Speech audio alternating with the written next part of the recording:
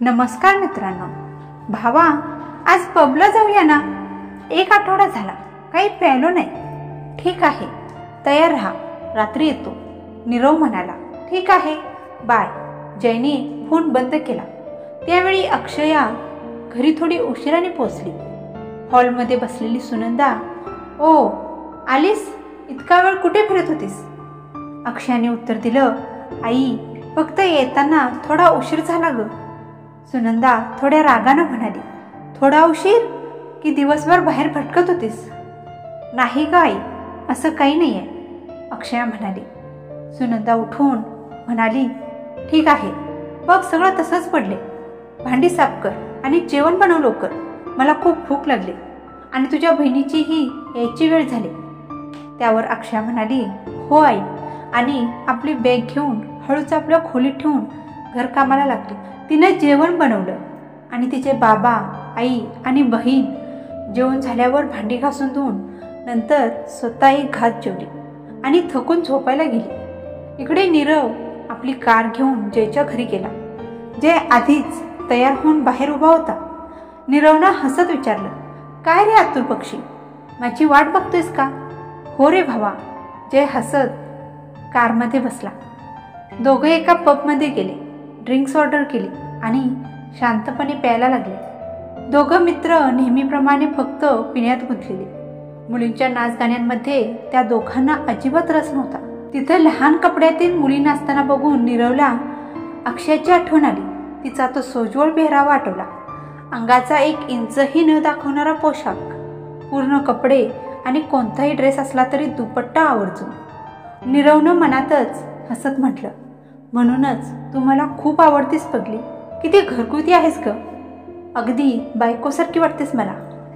जयनं विचारलं, काय रे, एकटाच का हसतोयस? बहिणीची आठवण आली वाटतं. नीरवनं ड्रिंकचा 1 घोट घेत उत्तर दिलं, हो, तुझ्या बहिणीचीच आठवण आली मला.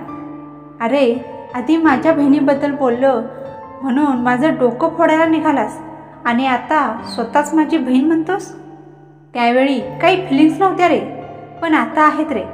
उलटसुलट नाही, पण खरं सांगतो, आवडते ती मला खूप. जयनं हसत मान डोलावली. ठीक आहे भावा, तू म्हणतोयस तर मान्य आहे, समजलं. आता अक्षया तुझीच आहे. त्यावेळी दोघे पण शांतपणे बसले, ड्रिंक्स घेतले आणि मग कारने परत निघाले. नीरवने जयला त्याच्या घरी सोडलं आणि स्वतःच्या घरी गेला. नीरव जेव्हा घरी पोचला तेव्हा माधवराव हॉलमध्येच काही फायली पाहत बसले होते. माधवराव म्हणजे नीरवचे वडील. बापरे, हे अजून इथेच आहेत, झोपले नाहीत वाटतं, असा विचार करत नीरव हळूच आपल्या खोलीकडे वळला. माधवरावांनी फाईल्सवरून नजर न हटवता विचारलं, कुठं फिरून आला एवढ्या उशिरा? डॅड, मी आणि जय बाहेर गेलो होतो, नीरव थोडा तपकत म्हणाला. माधवरावांनी चष्मा सरळ करत कठोर आवाजात सांगितलं, हे बाहेर फिरणं थोडं कमी कर, अभ्यासावर लक्ष दे, समजलं? हो डॅड, समजलं, नीरवनं नम्रपणे उत्तर दिलं. बरं, जेवला नाहीस तर आता तरी जेव. खोलीत काय जातोयस, जेवून घे आधी. तेव्हा त्यांनी आवाज दिला, मनीषा, आपला मुलगा आलाय, जेवण वाढ त्याला. मनीषा म्हणजे नीरवची आई. मनीषा स्वयंपाकघरातूनच म्हणाली, येतेच, एवढ्या उशिरा कुठं फिरून येतो काय माहिती, चल जेव. आई, मी फ्रेश होतो आणि मगच जेवतो, माझं जेवण खोलीत पाठव, असं म्हणत नीरव न थांबता आपल्या खोलीत गेला. अरे, इथेच खा ना, मनीषा मागून म्हणाली. पण नीरव ऐकतच नव्हता. हा माझं काही ऐकतच नाही, असं म्हणत मनीषानं ताट केलं आणि नीरवच्या खोलीत नेऊन ठेवलं. दुसऱ्या दिवशी नीरव थोडा आधीच कॉलेजला पोहोचला होता आणि आपल्या मित्रांसोबत गप्पा मारत होता. पण त्याचं लक्ष मात्र सतत गेटकडेच होतं. अक्षय अजून आली नाही, कुठे आहे बरं, असं मनातल्या मनात विचार करत होता. तेवढ्यात अक्षया शांतपणे कॉलेजच्या गेटमधून आत येत होती. नीरव आपल्याच गप्पांमध्ये गुंतलेला होता म्हणून त्याने तिला पाहिलंच नाही. अक्षया चालत होती तेव्हा अचानक एक 6 फूट उंच मुलगा तिच्यासमोर उभा राहिला. अक्षयाने हळूच वर पाहिलं. तो मुलगा हसत म्हणाला, हाय अक्षया. अक्षया खूप गोंधळली, घाबरली सुद्धा. हा कोण आहे ती विचार करत होती. तेव्हा तो म्हणाला, हाय, मी शशांक, या कॉलेजमध्ये सिनियर आहे. अक्षयाने औपचारिकपणे नम्रतेने उत्तर दिलं. नमस्कार सर. शशांक पुढे म्हणाला, मी तुला खूप दिवसांपासून बघतोय आणि मला तू खूप आवडली आहेस. हे ऐकून अक्षया खूप घाबरली. सर प्लीज दूर राहा सर, मला जावं लागेल, असं म्हणत ती मागे सरकली. अरे मी इथे बोलतोय आणि तू जाण्याची भाषा करतेस. उत्तर तरी दे माझ्या प्रश्नाचं. सर प्लीज मला जाऊ द्या. अक्षया मागे वळली, पण तो तिच्या वाटेतच उभा राहिला. तेवढ्यात नीरवनं त्या बाजूला पाहिलं आणि अक्षया घाबरलेली आपली बॅग घट्ट पकडलेली दिसली. समोर शशांक उभा होता. हे दृश्य पाहून नीरवच्या डोळ्यात खूप राग उतरला. त्याने पटकन बाईकवरून उतरून तीव्रपणे अक्षयाकडे चालू लागला. त्याचे मित्र आणि जय सुद्धा त्याच्या मागे लागले. कुठे चाललाय हा, असं म्हणत. शशांक पुन्हा म्हणाला, काय अक्षया, मला आवडतेस तू, तुला नाही का मी आवडत. अक्षया आता जवळपास रडायच्या अवस्थेत होती. तेवढ्यात नीरव तिच्याजवळ गेला.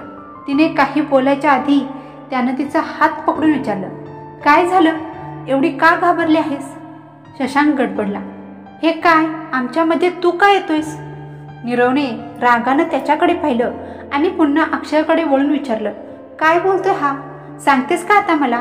तेव्हा शशांक म्हणाला, माझं तिला प्रपोज करणं चाललंय, तुला काय प्रॉब्लेम आहे. नीरव एकदम जरा कडक स्वरात म्हणाला, मग सांग ना अक्षया, तुझं उत्तर काय आहे.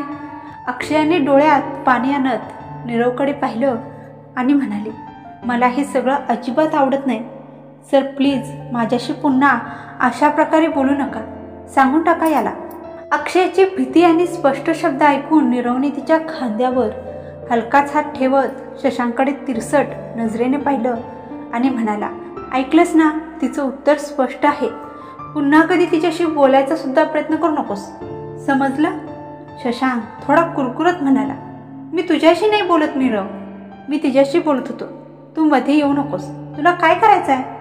नीरवनं राग आतून दाबत शशांककडे पाहिलं आणि म्हणाला, तोंड सांभाळ, अजून एकदा तिचं नाव तुझ्या तोंडून ऐकलं ना तर फार वाईट होईल.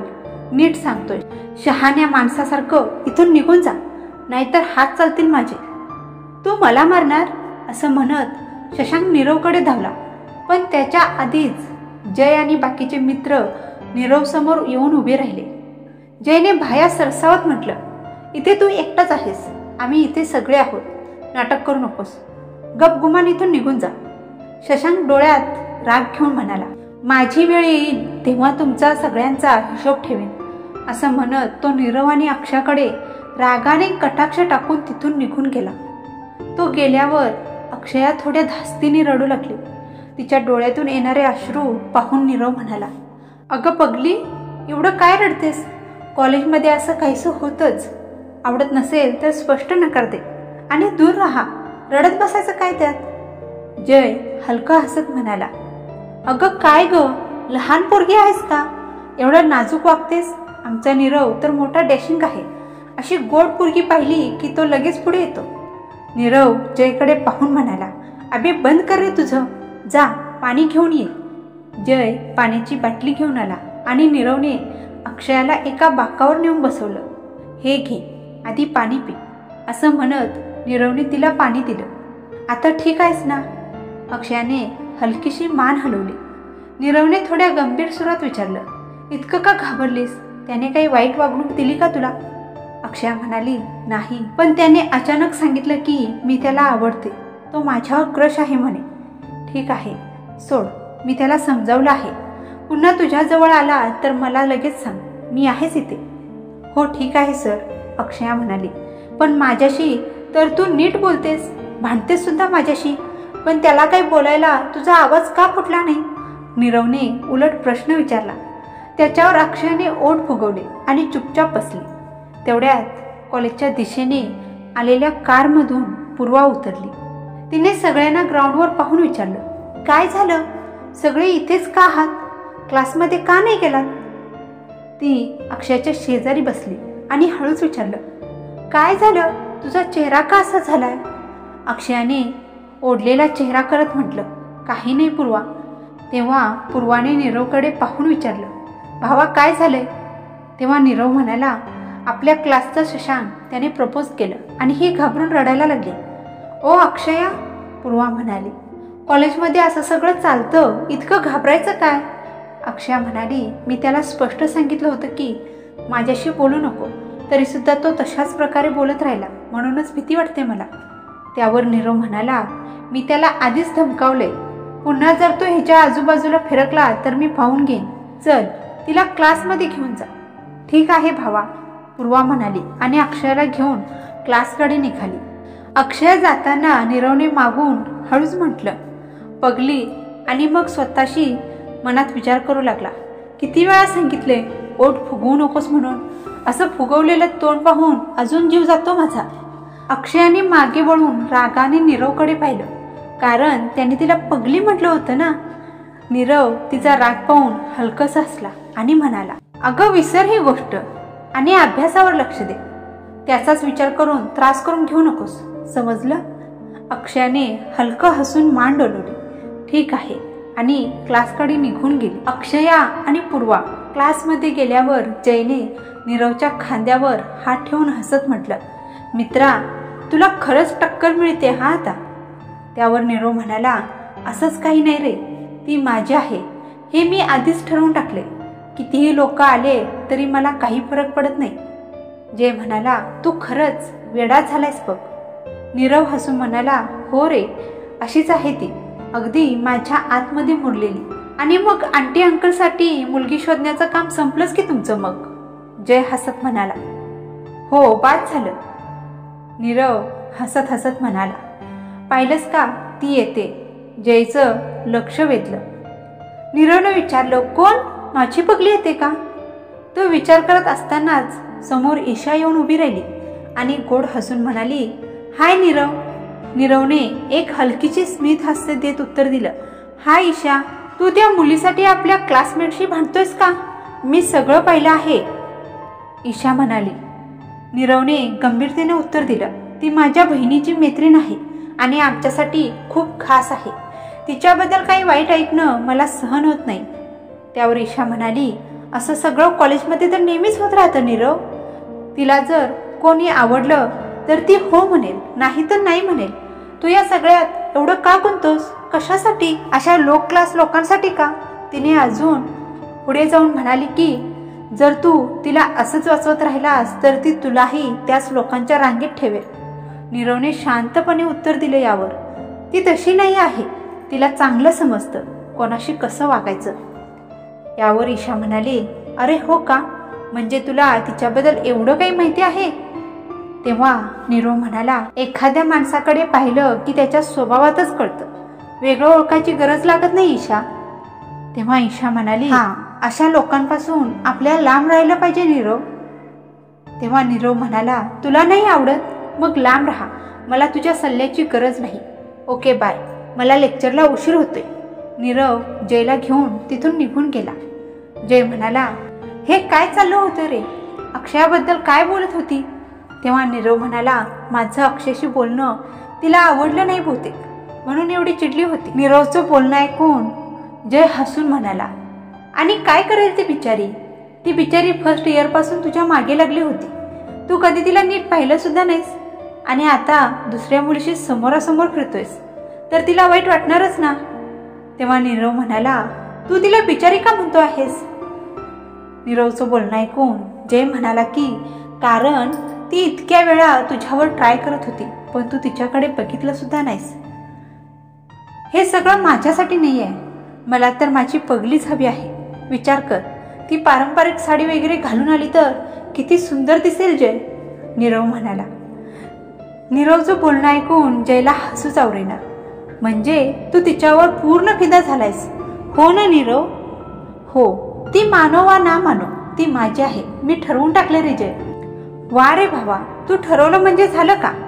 तिला मनवावं लागेल, तिच्या आई वडिलांना मनवावं लागेल, आपल्या आई वडिलांना सांगावं लागेल, अजून किती गोष्टी बाकी आहेत नीरव.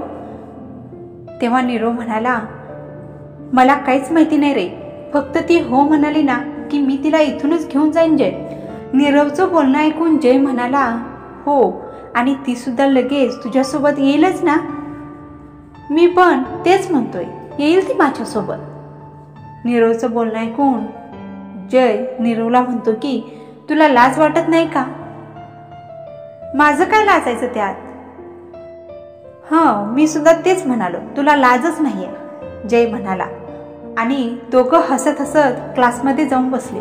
जय आणि नीरव हसत हसत क्लासरूम मध्ये येताना पाहून शशांकने दात घट्ट आवळले आणि मनात म्हणाला, थांब, एकदा हाताला लाग ना माझ्या, सगळं शिकवतो तुला. आणि अशा प्रकारे दिवस निघून जात होते. आपला हिरो हिरोईनला घाबरवून धमकावून त्याचं आयुष्य चाललं होतं. बिचारी अक्षया नीरवला पाहताच घाबरून जायची आणि तो काही सांगितलं की ते लगेच करायची. पण तरीही अक्षयाच्या मनात नीरवसाठी एक सॉफ्ट कोपरा तयार झाला होता. त्या दिवशी नेहमीप्रमाणे अक्षया बसमधून उतरून आपल्या घराकडे चालली होती. तेवढ्यात मागून कुणीतरी वेड्यासारखी हाक मारली. अक्षया. अक्षयाने मागे वळून पाहिलं. सर, तुम्ही इथे काय करताय? नीरवने तिच्या प्रश्नाकडे दुर्लक्ष करून विचारलं. उद्या रविवार आहे ना, कुठे चालली आहेस? कुठेही नाही सर, घरीच राहणार आहे, अक्षयाने नम्रतेने उत्तर दिलं. पण मला तुला भेटायचं आहे. मग मी कसा भेटू तुला? त्यावर अक्षया म्हणाली, मी परवा कॉलेजला येणारच आहे ना सर, उद्याचं काय?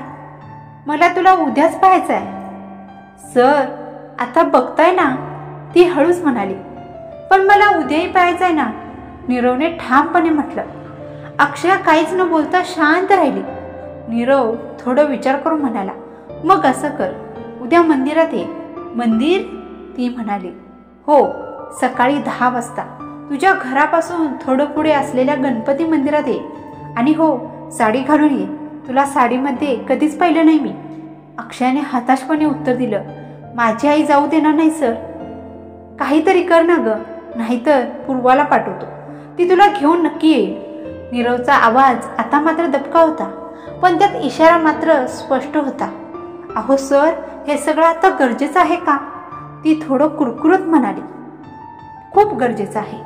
जे सांगितले ते कर, नाहीतर कॉलेजमध्ये तुझी रॅगिंग माझ्याच हातून होईल. तो गंभीरपणे बोलला आणि बाईक स्टार्ट करून तिथून निघून गेला. अक्षया मनात म्हणाली, काय वाटतं ते सांगतात आणि निघून जातात. त्यांना माझ्या स्थितीची काहीच कदर नाही. एखाद्या हुकुमशासारखं वागतात माझ्यासोबत. ती घरी गेली आणि सगळं काम आवरून आपल्या खोलीत आली. नीरवचे शब्द तिला पुन्हा पुन्हा आठवत होते. साडी? आई काही बोलली तर? असं म्हणत तिने कपाट उघडलं आणि एक लाल रंगाची साडी काढली, जी तिला वडिलांनी सणानिमित्त घेतली होती. त्यावर सिल्वर रंगाचं नक्षीदार काम केलं होतं आणि त्याच्यावर छोटे छोटे स्टोन लावले होते. ब्लाउजही शिवलेला होता. हीच घालीन असं म्हणून तिने ती साडी बाजूला ठेवली आणि झोपली. सकाळी उठून सगळं घरकाम आवरलं आणि सावधपणे सुनंदाकडे गेली. आई, कुठे आहेस ग? त्यावर सुनंदा म्हणाली, अगं स्वयंपाकघरात आहे. का ग, काय काम आहे माझ्याकडे? आई, मी मंदिरात जाऊ का आज? मंदिरात? आज का? काय काम आहे मंदिरात? आई म्हणाली. अगं आई, खूप दिवस झाले देवदर्शन केलं नाही आणि आता परीक्षाही जवळ आल्या आहेत. एकदा देवाचं दर्शन करून घेते. ठीक आहे, पण सगळं काम झालंय ना? आधी सगळी कामं आवरून घे आणि मग जा.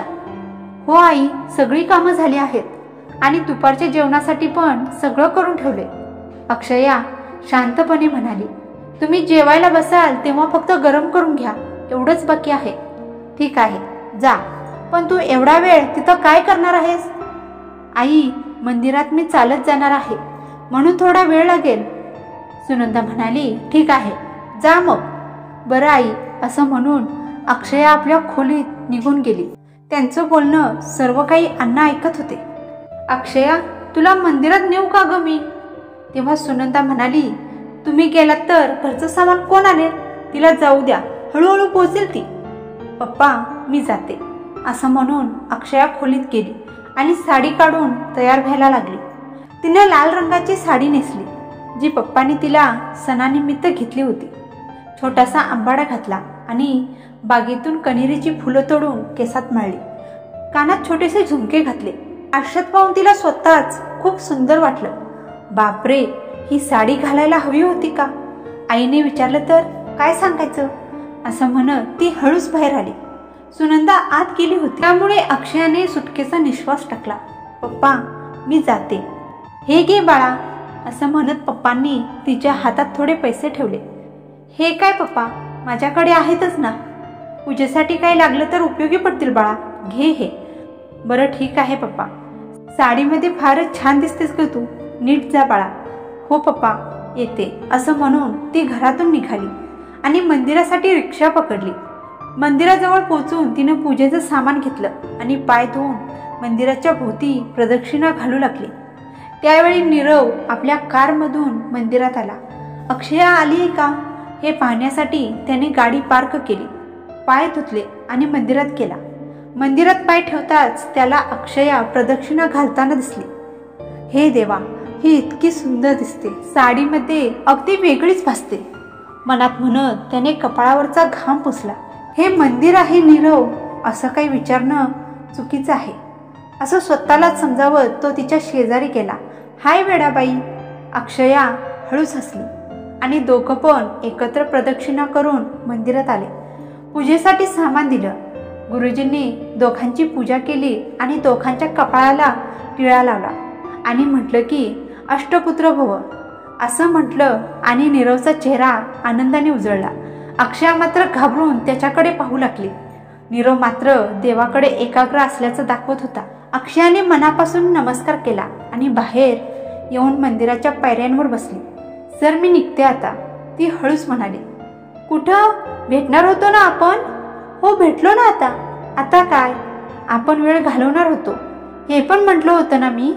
पण सर, उशीर झाला तर आई ओरडेल माझी. अजून 11 पण वाजले नाहीत. मी दुपारपर्यंत तुला घरी सोडतो. चल, कुठेतरी आपण फिरून येऊया. सर, सतत तुमच्यासोबत बाहेर फिरणं बरं वाटत नाही. लोक काय विचार करतील?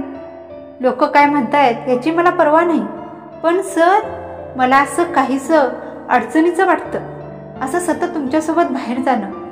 मी तुला त्रास देतोय का? तो हळूच म्हणाला. नाही सर, पण हे बरोबर वाटत नाही. तेव्हा नीरव म्हणाला, तू तुझी सगळी भीती बाजूला ठेव.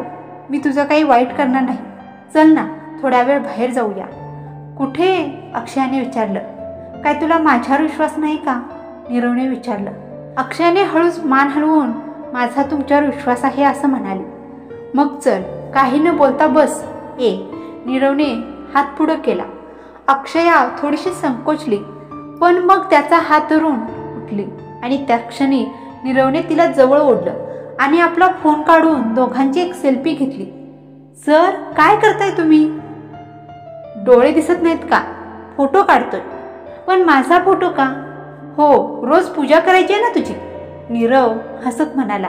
अक्षयने तोंड वाकडं करत विचारलं, तुम्ही एवढे विचित्र का आहात? तुझे प्रश्नच तसे असतात म्हणून माझी उत्तरही तशीच असतात. नीरव हसून म्हणाला. ठीक आहे, पण सांगा ना, तुम्ही मला कुठं घेऊन चालला आहात? अगं, तू प्रश्नांची यादीच काढली आहेस का? चल बस आता. नीरवने दार उघडलं. अक्षय त्याच्या मागे कारमध्ये बसली. गाडी सुरू होताच ती थोडी चिंतेने म्हणाली, असं बाहेर आपण गेलोय, जर आईला कळलं तर ती मला ठार मारेल. आपण कुणाला सांगणार नाही, बघशील कुणी पाहणार सुद्धा नाही आपल्याला. पण जर कुणी पाहिलं तर?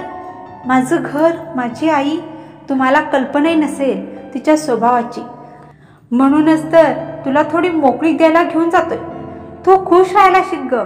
तिकडे जाऊनही जर असंच घाबरत राहिली तर काही उपयोग नाही. अक्षया नाक चढवत म्हणाली. जिथे जाईन तिथून परत शेवटी घरातच जायला हवं ना. आईच्या बोलण्यानं डोकं फिरतं माझं. मग पीजी मध्ये राहा ना. तुम्हाला वाटतं तेवढं सोपं नाही आहे. कॉलेजची फी देणंही कठीण आहे. पीजीचे पैसे कुठून आणायचे? अक्षया मनात म्हणाली, पण तोंडून काही बोलली नाही. काय झालं? मी काही विचारतोय, उत्तरच देत नाहीस. माझी आई मला जाऊ देणार नाही सर. का? घरातली सगळी कामं तुझ्याशिवाय होत नाहीत का? तेव्हा अक्षया शांत झाली, काहीच बोलली नाही. गाडी कॉलेजच्या गेट समोर थांबली. अक्षयाने चौकशी करत विचारलं, सर, आपण कॉलेजला का आलो आहोत? सांगतो. नीरव आधीच गाडीतून उतरला. अक्षयाही उतरली. कॉलेजमध्ये शुकशुकाट होता, फक्त गेटवरचा गार्ड दिसत होता. चल, नीरव पुढे चालत म्हणाला. इथे का आणलंय मला सर? उद्या तरी आपण येणारच आहोत. अगं तू म्हणालीस ना की तू कॉलेज नीट पाहिलं नाहीस म्हणून आज फावला वेळ. चल दाखवतो तुला. अक्षयाने थोडंसं कुरकुरत म्हटलं. हे वेडगळ पण पुन्हा सुरू झालं वाटतं. परत सायको वॉर्डमध्ये जायची वेळ आली वाटतं. तेव्हा नीरव हसत म्हणाला, हे नाव तुझ्यावर भारी शोभतं बरं का. हो का? का नाही शोभणार? तुम्ही लोक हवं ते नाव लावा मला.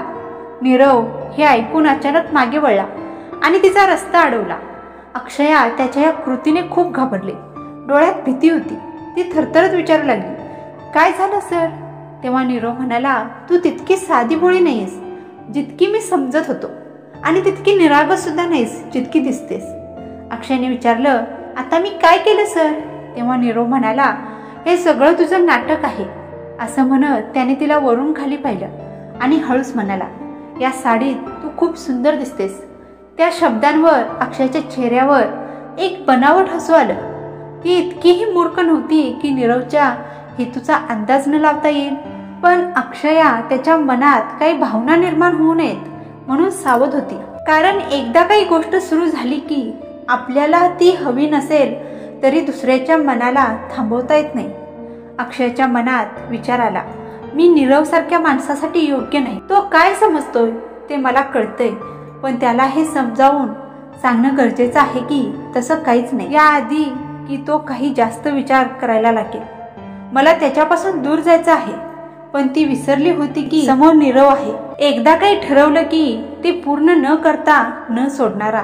नीरव खूप हट्टी होता. नीरव अजूनही तिच्या अगदी जवळ होता. अक्षया घाबरून म्हणाली, थोडं लांब राहा सर. नीरव म्हणाला, अगं असं का घाबरतेस? मला तुझ्याकडे बघायला खूप आवडतं. तू माझ्या डोळ्यांसाठी एक सुंदर दृश्य आहेस.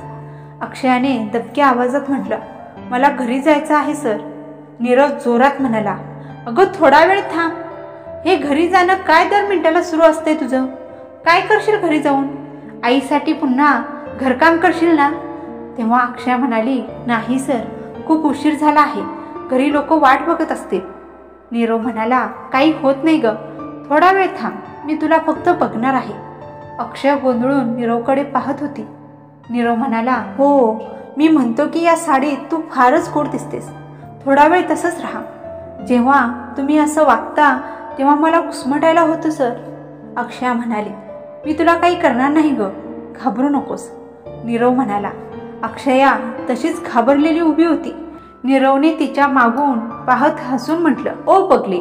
त्याने पगली म्हटलं. अक्षयाने रागाने त्याच्याकडे पाहिलं. नीरव हसत म्हणाला, वा, तू रागातही किती सुंदर दिसतेस. सर मी निघते. अक्षया म्हणाली, तू लहान मुलासारखी वागतेस ग. प्रत्येक वाक्यात घरी जायचं आहे म्हणतेस. भविष्यात मी तुझ्यासोबत कसं राहणार हेच समजत नाही मला. नीरव म्हणाला, चल तुला घरी सोडतो. अक्षया त्याच्या मागे मागे कारमध्ये बसली. खरं तर नीरव तिला लंचसाठी घेऊन जायचं ठरवत होता. पण जेव्हा त्याने तिला त्या साडीत पाहिलं तेव्हा त्याचं मन भलतंच भरकटायला लागलं होतं. म्हणून समजूतदारपणे त्याने तिला तिच्या घरी सोडलं. ओ पगली. नीरव म्हणाला, मी पगली नाही आहे. अक्षया म्हणाली, तू माझी पगली आहेस ग. हेच खरं वेड आहे. नीरव म्हणाला. कोण म्हणालं? अक्षया म्हणाली. मी म्हणतोय. नीरव म्हणाला, बरं आहे, तुम्ही म्हणताय तर तेही ऐकून घेते. असं म्हणत बाय सर म्हणून हसत कारमधून उतरली. नीरव, बाय सोनू, जा, नाहीतर मला वाटेल की तुला थांबावं, मिठीत घ्यावं आणि तू रडायला लागशील मग. अक्षय गेल्यावर नीरव तिच्याकडे पाहत राहिला, तिच्या चालीकडे नजर लावून. नीरवच्या मनात आलं की काय चाल आहे का पगली. तो दिवस कधी येणार जेव्हा मी तुला मिठीत घेईन. तुझी नजर, तुझं नाटक मला सगळं कळतं. पण मी शांत आहे. तू घाबरतेस की मी थेट बोलून टाकेल. माझं मन वेडं झाले ग. माझं शिक्षण यावर्षी पूर्ण होईल, पण मला तुझं शिक्षण महत्त्वाचं वाटतं. लग्नानंतर सुद्धा मी तुला खूप शिकवेन. मग काय मित्रांनो, कसा वाटला तुम्हाला आजचा भाग? आजचा भाग तुम्हाला जर आवडला असेल तर कृपया कमेंट करा, शेअर करा आणि चॅनलवर जर नवीन असाल तर सबस्क्राईब सुद्धा करायला विसरू नका. भेटूया पुढच्या भागामध्ये. तोपर्यंत धन्यवाद.